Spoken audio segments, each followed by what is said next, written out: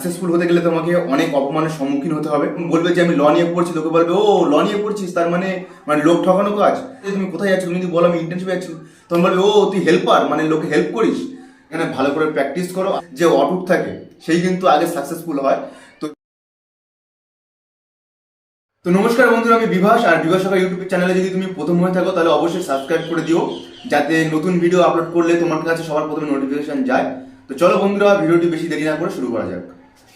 তো আজকে আমার এই ভিডিওটা কিন্তু কোনো বড় লোকদের জন্য নয়, আর আজকে যে ভিডিওটা এটি হলো একটা মিডল ক্লাস ফ্যামিলিদের জন্য, যারা মিডল ক্লাস ফ্যামিলি থেকে বিলং করে কিন্তু ভবিষ্যতে তাদের অনেক বড় একটা লয়ার হওয়ার ইচ্ছা। তো আজকে কিন্তু তাদেরকে মোটিভেট করার জন্য আজকে আমার এই ভিডিওটি করা। আর অনেকদিন ধরে অনেকে কমেন্ট সেকশনে কমেন্ট করছিল যে দাদা ল রিলেটেড কোনো মোটিভেটেড ভিডিও দেখতে চাই, মানে মোটিভেশন ভিডিও দেখতে চাই। তো সেই পারপাসে কিন্তু আজকে আমার এই ভিডিওটি করা। তো আশা করি ভিডিওটা কিন্তু দুর্দান্ত হতে চলেছে, তোমরা স্কিপ না করে পুরো ভিডিওটা দেখো। তো চলো ভিডিওটি শুরু করা যাক। তোমরা যদি গুগলে গিয়ে সার্চ করো যে ইন্ডিয়াস মোস্ট রেসপেক্টেবল প্রফেশন, তো সেখানে কিন্তু সবার প্রথমে যে এক নম্বর থাকবে সেটা হচ্ছে ডক্টর। আর তারপর কিন্তু যারা মিলিটারিতে আছে, মানে ডিফেন্সে আছে।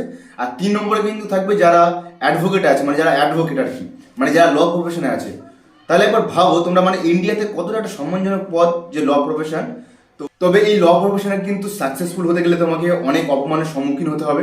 মানে যেমন ধরো, তুমি যখন বলবে যে আমি ল নিয়ে পড়ছি, লোকে বলবে ও ল নিয়ে পড়ছিস, তার মানে মানে লোক ঠকানো কাজ। তারপর অনেকে বলবে, তুমি যখন ইন্টার্নশিপ করতে যাবে তখন লোকে বলবে যে তুমি যদি বলো যে, মানে ওরা যদি জিজ্ঞাসা করে যে তুমি কোথায় যাচ্ছ, তুমি যদি বলো আমি ইন্টার্নশিপে যাচ্ছি, তখন বলবে ও তুই হেল্পার, মানে লোকে হেল্প করিস। তো এইসব কিন্তু অনেক মানে ক্রিটিসাইজের মধ্যে দিয়ে কিন্তু তোমাকে যেতে হবে, অনেক বাধা বিপত্তি আসবে। আর ল প্রফেশন এমন, এখানে কিন্তু প্রচুর টাইম লাগে, প্রচুর পেশেন্স লাগে, প্রচুর ধৈর্য লাগে। তো সবকিছু কিন্তু মিলিয়ে মিশিয়ে এই প্রফেশন, আর এই প্রফেশনে কিন্তু আসতে গেলে প্রচুর ধৈর্যের প্রয়োজন হয়। তো চলো ভিডিওটি বেশি শুরু না করে, আজকে এই ভিডিওটি তোমাদের জন্য যারা মিডল ক্লাস ফ্যামিলি থেকে বিলং করে, আমি আগেও বলেছি, তাদেরকে মোটিভেট করার জন্য কিন্তু আজকে আমার এই ভিডিওটি।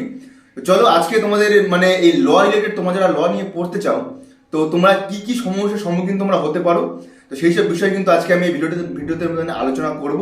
আর আশা করি পুরো পাতি বাংলায় তোমাদেরকে বোঝাবো, কারণ আমি একজন ল স্টুডেন্ট, আর আমি কি কি সমস্যার সম্মুখীন হচ্ছি, মানে আগে হয়েছি এবং বর্তমানে হচ্ছি। তো সেই সব কিন্তু সমস্ত এক্সপিরিয়েন্স আমি তোমাদেরকে এই ভিডিওর মাধ্যমে তুলে ধরবো। তো আশা করি ভিডিওটি ভালো লাগবে, আর স্কিপ না করে কিন্তু মানে পুরো ভিডিওটি তোমাদের দেখতে হবে। তো ল প্রফেশনে আসতে গেলে কিন্তু সবার প্রথমে যে একটা বড় সমস্যা থাকে সেটা কিন্তু হলো একটা ফিনান্সিয়াল প্রবলেম। কারণ আমি কিন্তু সেই সমস্যার সম্মুখীন হয়েছি, সেই জন্য আমি তোমাদের সাথে এই এক্সপিরিয়েন্স, মানে আমার এক্সপিরিয়েন্সটা আমি শেয়ার করছি।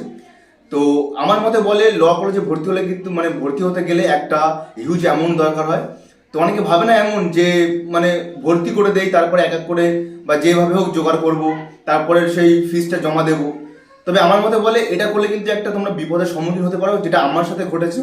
তো আমি বলবো লতে ভর্তি হওয়ার আগে তোমরা যতটা সম্ভব তোমরা অ্যামাউন্টটা এক জায়গায় করো, এক জায়গায় করে তারপর তোমার সন্তানকে বা যারা ভর্তি হতে চায় তাদেরকে ল কলেজে ভর্তি করো। তো এটা কিন্তু একটা বড় পয়েন্ট, আর যার জন্য কিন্তু আমি এই কথাটা প্রথমে বললাম, কারণ এই সমস্যা কিন্তু আমি সম্মুখীন হয়েছি। আর আরও অনেক মানে অনেক বেশি খরচা হয়, মানে আউটসাইডে, মানে কলেজের ফিস বাদেও তোমার পড়াশুনো, মানে টিউশন ফিস, তারপর তোমার বই কেনার ফিস, তো টোটাল মিলে কিন্তু একটা হিউজ অ্যামাউন্ট খরচ হয়। তার জন্য আমি বললাম যে এর জন্য কিন্তু একটা অনেক টাকা খরচ হয়। তো আমি তোমাদেরকে সাজেস্ট করবো যে আগের থেকে যতটা পারবে তোমরা সেই টাকাগুলো তোমরা জোগাড় করে রাখো। আর তাহলে সবার প্রথমে যেটা বললাম সেটা হলো ফিনান্সিয়াল প্রবলেম। আর 2 নম্বর যেটা বলবো, মানে দু নম্বর পয়েন্ট, সেটা হলো যে অপমান সহ্য করার ক্ষমতা।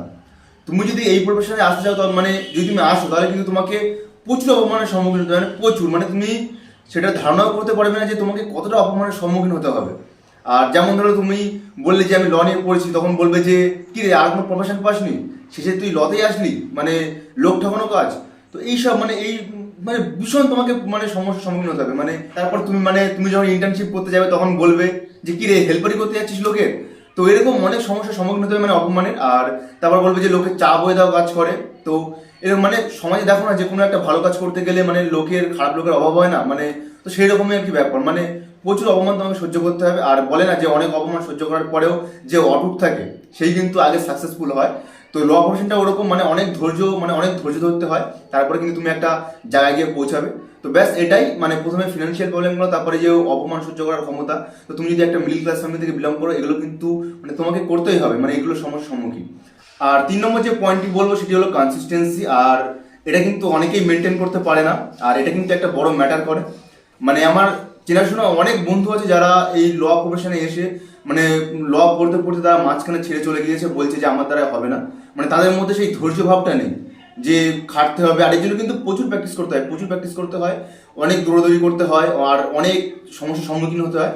তো বলবো এই জন্য কিন্তু কনসিস্টেন্সি থাকাটা অনেকটা দরকার। আর শুধুমাত্র এই ল প্রফেশনে মানে ল পড়তে পড়তে ছেড়ে যায় মানে গেছে এমন নয়, মানে অনেকে আছে ল ডিগ্রি কমপ্লিট করে আবার প্র্যাকটিসও বেশি দিন করতে পারেনি, বলছে আমার দ্বারা হবে না, মানে এখান থেকে বেশি টাকা ইনকাম নেই, মানে অনেক টাইম লেগে যাবে। তো এরকম জন্য কিন্তু অনেকে আছে যারা ল পড়তে পড়তেও ছেড়ে দিয়েছে, আবার যারা প্র্যাকটিসে ঢুকে কয়েকদিনের মধ্যে তারা আবার ছেড়ে চলে গিয়েছে। তো বলবো যারা সত্যিই পড়তে চাও তাদের মধ্যে কিন্তু কনসিস্টেন্সি থাকা খুবই দরকার, আর এটা একটা বড় ম্যাটার করে। তো সেইভাবেই মানে অটুট থাকতে হবে এই প্রফেশনের প্রতি, তাহলে কিন্তু তুমি একটা জায়গায় পৌঁছতে পারবে। তো ব্যাস এটাই। আর 4 নম্বর যে পয়েন্ট হলো সেটি হলো, আর এই ল ডিগ্রি কমপ্লিট হওয়ার পরে কিন্তু অনেকেই এমন আছে যারা মানে তোমার বড় চেম্বার খোঁজে মানে প্র্যাকটিসের জন্য, মানে বড় সিনিয়র খোঁজে যাদের আন্ডারে সে প্র্যাকটিস করতে পারবে। তো আমি বলবো যে ল ডিগ্রি কমপ্লিট হওয়ার পর কোনো মানে বড় চেম্বারের দিকে না থাকিয়ে তোমরা ছোট কোনো মানে মিডিয়াম মোটামুটি যেখানে গেলে তোমরা কাজ শিখতে পারবে। তো বলবো সেই রকম কোনো একটা জায়গা খুঁজতে যেখানে তোমরা ভালোভাবে কাজ শিখতে পারবে। আর এখানে কিন্তু তোমরা ঢুকে প্রথমে তোমার টাকার চিন্তা করলে হবে না যে টাকা পাবো মানে এত টাকা আর্ন করবো, তাহলে কিন্তু তোমরা কিছু শিখতে পারবে না। প্রথমে তোমার মানে তোমাদের শুধু নজর দিতে হবে যে কিভাবে তোমরা কাজটা শিখতে পারবে সেদিকে।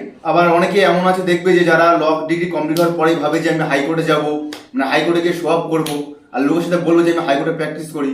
কিন্তু আমার মতে বলে যে হাইকোর্টে তুমি যদি ল ডিগ্রি কমপ্লিট হওয়ার পরে মানে তুমি একদম নতুন, তুমি যদি হাইকোর্টে যাও তো সেখানকার যে রুলস থাকে বা যে নিয়ম থাকে তোমরা কিন্তু সেগুলো একদম বুঝতে পারবে না। তো সেই সব চক্করে না পড়ে তোমরা ল ডিগ্রি কমপ্লিট হওয়ার পরে তোমরা ডিস্ট্রিক্ট কোর্টে যাও, আশেপাশে তোমার যে ডিস্ট্রিক্ট কোর্ট আছে সেখানে যাও, সেখানে ভালো করে প্র্যাকটিস করো। আর আমার মতে বলে যে ডিস্ট্রিক্ট কোর্ট কিন্তু এমন একটা জায়গা যেখান থেকে তুমি মানে একদম গোড়া থেকে তোমরা শিখতে পারবে মানে সবকিছু ভালো করে, তারপর আস্তে আস্তে শিখে গেলে তখন তোমরা মানে হাইকোর্টের দিকে যাও। তো এটাই বেশ সাজেস্ট করবো আমি।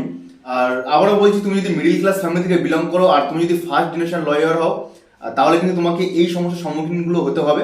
মানে যেমন তোমাদেরকে বললাম যে ফিনান্সিয়াল প্রবলেম আছে, তারপর অপমান সহ্য করার ক্ষমতা রাখতে হবে, তারপর কনসিস্টেন্সি, তারপর যে প্র্যাকটিসের ব্যাপারে বললাম যে তোমরা হাইকোর্ট না খুঁজে তোমরা ডিস্ট্রিক্ট কোর্টে যাও বা বড় কোনো সিনিয়র না খুঁজে তোমরা যেখানে মোটামুটি কাজ তোমরা শিখতে পারবে সেখানে যাও। তো ব্যাস সব মিলিয়ে মিশিয়ে, আর এখান থেকে কিন্তু তোমাকে ধৈর্য ধরতে হবে যে 5-6 বছর কিন্তু তোমাকে শুধু কাজ শিখে যেতে হবে। আর যখন দেখবে যে 5-6 বছর কাজ শিখে যাওয়ার পর তুমি কিন্তু যখন একটা জায়গায় চলে যাবে তখন দেখবে যে তুমি আগে যা খেটেছো সব সুদ সমেত কিন্তু টাকা তখন কিন্তু চলে আসবে, আর নাম যশ তো আছেই।